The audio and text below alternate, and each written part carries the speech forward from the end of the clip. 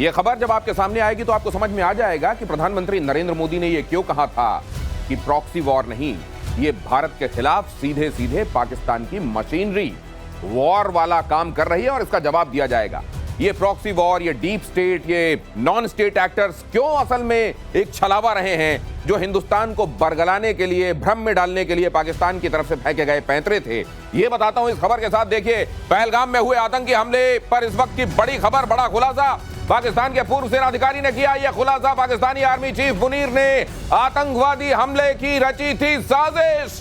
बड़ी खबर, आईएसआई को ऑर्डर देकर मेजर जनरल असलम से अंजाम दिलाया गया। शहाब असलम डीजी ऑपरेशंस, उनके जरिए अंजाम दिलाया गया। शहाब असलम की देखरेख में पहलगाम का आतंकी हमला किया गया। पाकिस्तान के पूर्व मेजर आदिल राजा ने खुलासा किया। ध्यान से सुनिए एक एक बात, एक एक शब्द।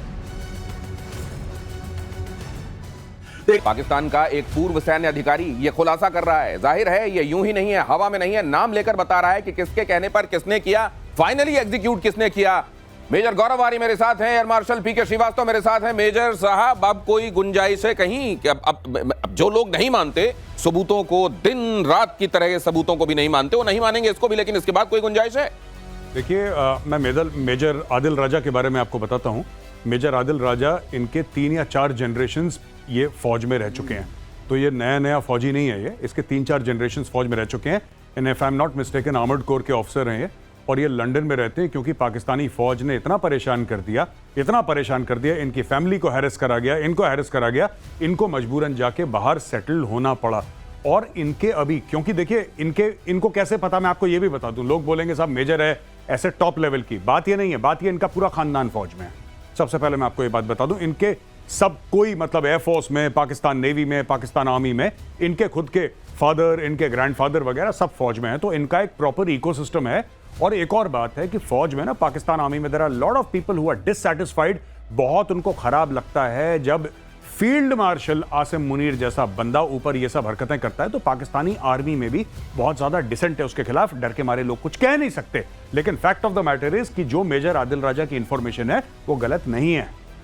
मेजर आदिल राजा जब ये कह रहे हैं, जो कि जिनकी पीढ़ियां वहां की फौज में काम कर चुकी हैं, और वहां की क्या, पहले अगर पीढ़ियां काम करती रहीं तो जाहिर है कभी वो हिंदुस्तान की तरफ से ही रहे होंगे। लेकिन अगर वो ये खुलासा कर रहे हैं और ये बता रहे हैं कि असीम मुनीर ने ये पूरा षड्यंत्र रचा और फिर ये कन्वे किया गया आईएसआई को एग्जीक्यूट करने के लिए, असीम मलिक आईएसआई की तरफ से, उन्होंने एक तरीके से ये पूरा जिम्मा दे दिया शहाब को। शहाब जो कि मेजर जनरल डीजी ऑपरेशंस, उन्होंने आखिरकार इसको एग्जीक्यूट कराया। तो अब इस बारे में कहीं कोई इफ और बट नहीं है, क्योंकि ये बहुत क्रेडिबल जो वॉइस मानी जाती है पाकिस्तान की, और पाकिस्तान की क्रेडिबल वॉइस तभी मानी जाती है जब वो पाकिस्तान में नहीं होती है, क्योंकि वहां तो किसी क्रेडिबल आदमी को जीने नहीं दिया जाता।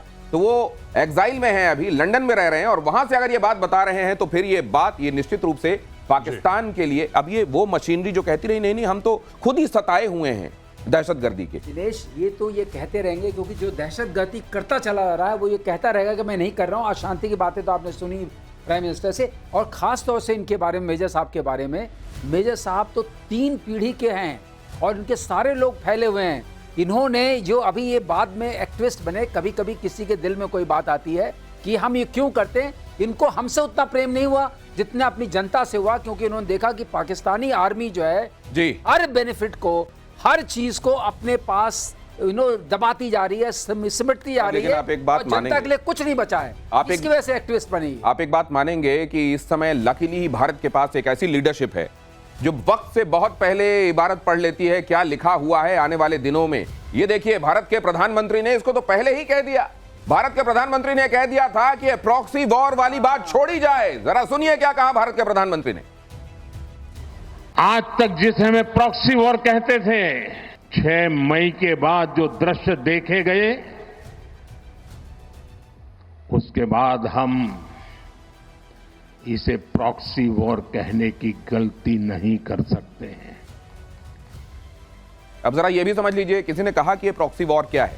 मान लीजिए मेरी और किसी एक फलाने ठिकाने की आपसी लड़ाई है, मैं खुद लड़ने की बजाय फलाने ठिकाने से लड़ने के लिए अपने किसी स्टूज को भेज दूं, अपने किसी रिप्रेजेंटेटिव को भेज दूं, ये छद्म युद्ध असल में प्रॉक्सी वॉर है। सर अब ये बताइए, ये भारत ने जब क्लियर कर दिया कि अब ये प्रॉक्सी वॉर वाली बात नहीं, अब सीधे सीधे ये आज आदिल का ये बयान भी आ जाना, क्या इंटरनेशनली भी प्रधानमंत्री के कहे हुए को और एक तरीके से रिसाउंडिंग तरीके से सुना गया होगा दुनिया में?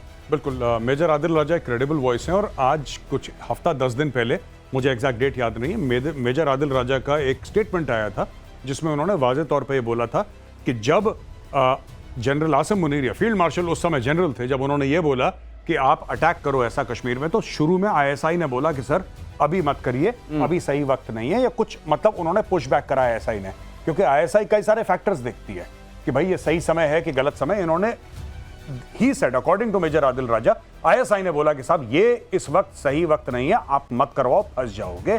इन्होंने इंसिस्ट करा और जब इन्होंने इंसिस्ट करा तो फिर पहलगाम कटा। अब देखिए धीरे धीरे धीरे ना वो धागे खुल रहे हैं। पाकिस्तानियों का है कि शुरू में इन लोगों ने सेलिब्रेट कर लिया और बड़ी बड़ी आसिम मुनीर की फोटो लगा दी, शहबाज शरीफ की फोटो लगा दी और जीत गए जीत गए जीत गए। अब धीरे धीरे पाकिस्तान के अंदर से, इवन इनसाइड, मेजर आदिल राजा लंदन बैठे वो एक बात है, पाकिस्तान के अंदर से अब धीरे धीरे वॉइसेस ये पूछना शुरू कर देते हैं और कर रहे हैं सोशल मीडिया पे, चाहे वो इनके गलत नाम से अकाउंट बने, क्योंकि पाकिस्तान में उठा के ले जाते हैं। अब वो पूछ रहे हैं कि साहब अगर आपने नई दिल्ली, इन्होंने ये बोला था कि नई दिल्ली के ऊपर हमारे जहाज पहुंच गए, इन्होंने ये बोला था कि हमारे 65-70 जहाज श्रीनगर के ऊपर उड़ रहे थे, ये सब बोला। अब कह रहे हैं साहब कुछ तो प्रूफ होगा, हमें भी तो दिखाओ। इसी बात का तो प्रूफ होगा। प्रूफ उनके सामने सिर्फ एक है, जब वो मरियम के बगल में खड़े हुए असीम मुनीर को देखते हैं। वो प्रूफ क्या है वो आगे बात करूंगा मैं, लेकिन रूसी सुखोई 57E लड़ाकू विमान को लेकर यह बड़ी खबर है। भारत को रूस फाइटर प्लेन का सोर्स कोड देने के लिए तैयार।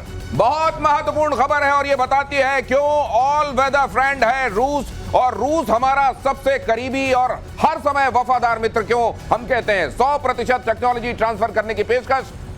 फ्रांस सोर्स कोड देने से इनकार कर चुका है। मतलब ये कि फ्रांस की तरफ से जो भी वॉर इक्विपमेंट्स आएंगे वो फाइटर जेट्स ही क्यों ना हो, सोर्स कोड एक बड़ा मसला रहेगा। सोर्स कोड एक तरीके से किसी मशीन की जान समझ लीजिए। और दूसरी तरफ रशिया कह रहा है ठीक है मैं दूंगा आपको फाइटर जेट और साथ में दूंगा सोर्स कोड।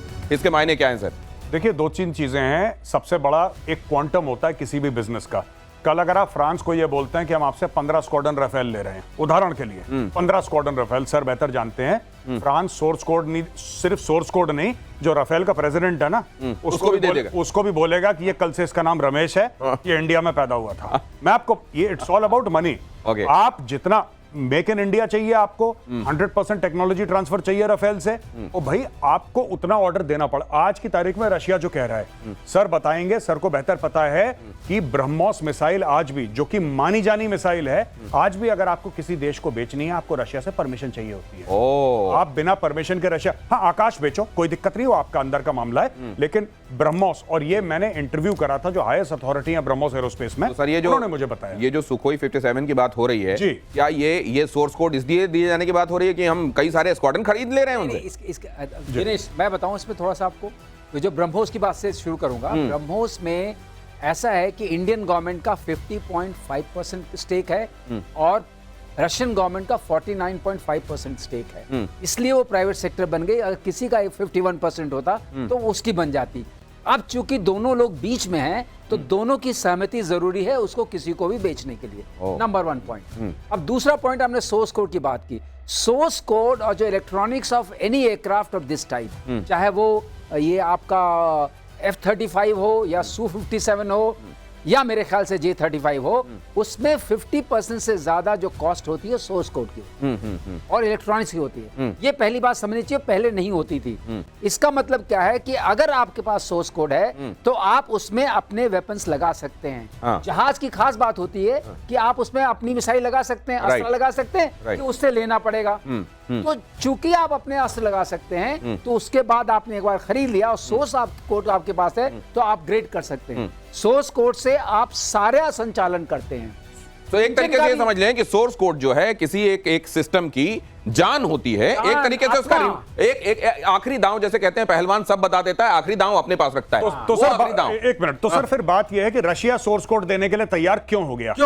अब यहां पर रशिया सोर्स कोड देने को इसलिए तैयार हो गया कि दो उसके कारण हो सकते हैं। एक तो रशिया ये समझ रहा है कि अब इस वक्त जो F-35 है उसका दाम करीब करीब 100 मिलियंस है, और जो रशियन एयरक्राफ्ट है उसका दाम है 55 मिलियंस। ओके, तो उसमें इलेक्ट्रॉनिक्स कम है, इसीलिए कहा जाता है इसकी मैन्युवरेबिलिटी बहुत ज्यादा है। अच्छा, इलेक्ट्रॉनिक्स कम है, इलेक्ट्रॉनिक्स कम है, मैन्युवरेबिलिटी भी ज्यादा है। अगली खबर देखिए, भारत के ड्रोन से निकला पाकिस्तान का दम। चीन और टर्की के साथ ड्रोन निर्माण की प्लानिंग कर रहा है। भारत के स्वदेशी ड्रोन की दुनिया में बढ़ी डिमांड।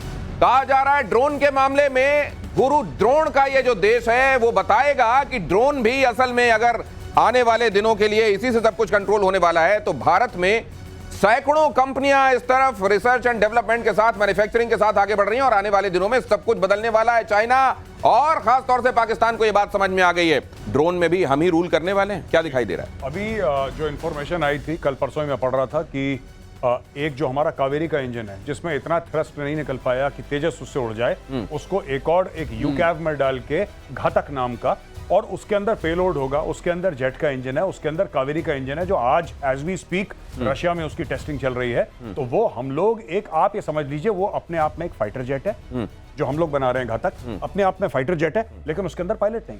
अच्छा, लेकिन उसके अंदर पायलट नहीं है और वो जेट की स्पीड से जा रहा है और उसके अंदर वेपन्स है। यूकैव जब कहा जाता है अनमैन्ड कॉम्बैट एरियल व्हीकल, मतलब इसमें पायलट नहीं होता, पायलट नहीं है, अनमैन्ड है, बाकी सब कुछ फाइटर जेट जैसा होता है। मिसाइल सब है। AI सोर्स कोड होता है, AI सोर्स कोड होता है, artificial intelligence driven source code होता है, जो सोर्स कोड की हम बात कर रहे थे वो उसको चलाता है। और इंजन का इसमें जो हमारे पास, हम कावेरी को 65 किलो न्यूटन तक बना सके, हमें 95 अपवर्ड चाहिए था, लेकिन 110 के आसपास 65 तो बना लिया। तो अनमैन्ड एयरक्राफ्ट में क्योंकि बहुत सारी चीजें और नहीं लगती हैं, सेफ्टी फीचर्स नहीं लगते, उस तरह की सीट नहीं लगती है, तो उसका वजन कम होता है। तो अब आपके घातक अस्त्र शस्त्र जा सकते हैं और जहाज जा सकता है, जैसे गौरव आर्य ने बताया। लेकिन अभी तक ये माना जाता रहा कि ईरान और टर्की खास तौर से ड्रोन के मामले में इन्होंने कुछ खास कटिंग एज कर डाला है। दिनेश, हमने तवज्जो नहीं दी थी, हमने ध्यान नहीं दिया था। हमारे पास तो सारे अब जब ध्यान दे रहे हैं तो देखिए स्टूडियो में भी ड्रोन ही ड्रोन दिखाई दे रहे हैं, और आने वाले दिनों में भारत की ड्रोन में महारत होगी। बता रहा हूं, हमारे पास वो सारी काबिलियत है जो एक ड्रोन को बनाती है, और हमने कभी इस पर ध्यान ही नहीं दिया। हम तो लाखों में ड्रोन बना देंगे एक साल में। हाँ, ये ड्रोन के मामले में आपको सिनेरियो रियश्योरिंग लगता है भारत का? बहुत ज्यादा। मैं आपको बताता हूं क्यों। कुछ समय पहले था कि हम लोग कहते थे वो भैया वो शादी वाले ड्रोन जो होते हैं ना, मैंने वही ड्रोन सुना था, शादी वाले ड्रोन, और भारत को चाहिए तो फिर आप जनरल एटॉमिक्स अमेरिका से जाके बात करिए, प्रेडेटर है, सी गार्डियन है, ये सारे के सारे ड्रोन्स। फिर बात आई कि जब तुर्की और ईरान जो है वो बड़ा यहाँ पे हल्ला कर रहे हैं ड्रोन के मामले में। भारत ने जब ड्रोन का इकोसिस्टम शुरू करा कुछ साल पहले, आज की तारीख में पता लग रहा है कि 400, 450, 500 लगभग कंपनियां भारत में ड्रोन की हैं, जिसमें से 350, 400 स्टार्टअप्स हैं भारत में। It is in that range. और इसमें से अनमैन्ड और आर्म्ड, अनआर्म्ड दोनों किस्म के ड्रोन्स भारत में बन रहे हैं। इसको लेकर रियलाइजेशन बेशक हिंदुस्तान में थोड़ा देर से दिखाई दिया हो, लेकिन अब अगर आ गए हैं तो हम वहां खड़े होते हैं जहां मसले बड़े होते हैं। पाकिस्तान में तबाही का सबसे बड़ा सबूत आया सामने। नूर खान मुरीद एयरबेस की सैटेलाइट तस्वीर आई सामने। मुरीद एयरबेस जम्मू कश्मीर नियंत्रण रेखा से 150 किलोमीटर दूर, ऑपरेशन सिंदूर में तबाह हुआ मुरीद के एयरबेस। अब ये कुछ और नई तस्वीरें आ गई हैं। ये एक जो कई आप रोज एक, रोज नया आ रहा है उधर से, और बल्कि ये तो उधर से ही आया है। ये हालत ये बताया जा रहा है मुरीदके में अंडरग्राउंड फैसिलिटी थी ये, और अंडरग्राउंड फैसिलिटी उड़ा दी गई है। तो ये बंकर और अंडरग्राउंड होने की जो बातें कर रहे हैं, कहां बचेंगे? नहीं, मुझे तो ये समझ में नहीं आ रहा कि इसमें अंडरग्राउंड ऐसी क्या चीज थी जो इन्होंने अंडरग्राउंड। ये देखिए ना सर, ये वहीं से आई ये तस्वीर, जरा आप इसको समझाइए। ये लीजिए आपकी मिसाइल मैं आपके पास देता हूं। ये जो है बताया ये जा रहा है कि मुरीदके में ये जो फैसिलिटी थी, अंडरग्राउंड फैसिलिटी को उड़ा दिया गया, और खुद पाकिस्तान की तरफ से तस्वीरें सामने आई। ये हाँ, यहाँ पे घुसा है कुछ जिसको कहते हैं ना कि वो बिल्कुल जैसे कि स्पाइस 2000 यूज करा था एयरफोर्स ने। Bunker buster. मैं ये नहीं कह रहा कि स्पाइस 2000, मैं वैसे एग्जांपल दे रहा हूं जो बालाकोट में हुआ था। एयरफोर्स ने स्पाइस 2000 बॉम्ब डाला, तो लोगों ने बोला इसमें तो कुछ हुआ ही नहीं, ऊपर इतना बड़ा छेद था, बस अंदर पता लगा खेल हो गया पूरा। तो ये इसके अंदर ये देखिए छेद है, अंदर पूरा खेल हो गया। ये मुझे लगता है, पता नहीं प्रोडक्शन की टीम ये, और ये तस्वीरें पता नहीं, मुझको लगता है जैसे वो सिटी स्कैन, एक्सरे आसान नहीं होता ना समझना। जी, जी। वैसे ये तस्वीरें होती हैं, एक्सपर्ट ही समझ पाते हैं। लेकिन मुरीद हाँ। मुरीद पर क्या मुरीद मुरीद- एयरबेस में था क्या क्या हाँ, था, ये यूएई का पूरा वहां पर हिसाब किताब था। अच्छा। जो इन्होंने TB2 लाए थे उस सब का पूरा हिसाब किताब था। ओछो, अच्छा ये तो मेन ये ड्रोन वाला मामला था इनका। वही मामला था। अच्छा, ओ, वो सारा खत्म हो गया। उसी के बाद तो जो घुटने कांपने लगे। हाँ, हाँ। तो क्यों कांपे? हाँ, जहाज है नहीं, हाँ, डिनाइल उसका भी हो गया था। जो बड़ा बड़ा पौवे थे, पौवे थे, वो भी हाँ। डिनाई में चले गए थे। एक राउंड बचे सर मुझे नहीं। मालूम नहीं, मैं ये खैर ये हो सकता है कि ये र्यूमर हो, लेकिन कहा यह जा रहा है कि अमेरिका ने एक आध छोटे मोटे वहां फुड़वा के अरे टेस्ट हो गया, इसके पास भी है करा दिया था, लेकिन है नहीं कुछ सर। इस पर अलग से बात करेंगे अलग जी। से बात हाँ, करेंगे। लेकिन इनके कमांड एंड कंट्रोल सेंटर चला गया। हाँ। अब जब सब चला गया और ड्रोन भी चले गए, बचा क्या? और ड्रोन कई तरह के होते हैं। तो स्वाम ड्रोन होते हैं छोटे वाले, जो हम L-70 से मारेंगे, जैसा इन्होंने बताया था। टिड्डी दल। हाँ। उसके बाद होता है मेल, हाँ। Medium altitude long endurance. हाँ। उसके बाद होता है हेल, हाँ। High altitude long endurance. हाँ। तो वो सब थोड़े बड़े वाले होते हैं। हाँ। वो बेचारे थोड़े बहुत होते हैं। हाँ। वो आपने यहाँ मार दिए। हाँ। अब आपने इतना मार दिया, दिनेश, इतना भी नहीं मारना चाहिए। मार के थोड़ा लड़ने की तैयारी में रहना चाहिए। फिर लोग कहते हैं कि आप नहीं, और बड़ी बात तो ये थी कि हिंदुस्तान ने जितना मारा उतना प्रेस ब्रीफ में कभी बताया नहीं। क्यों बताएं? हाँ, क्यों बताएं?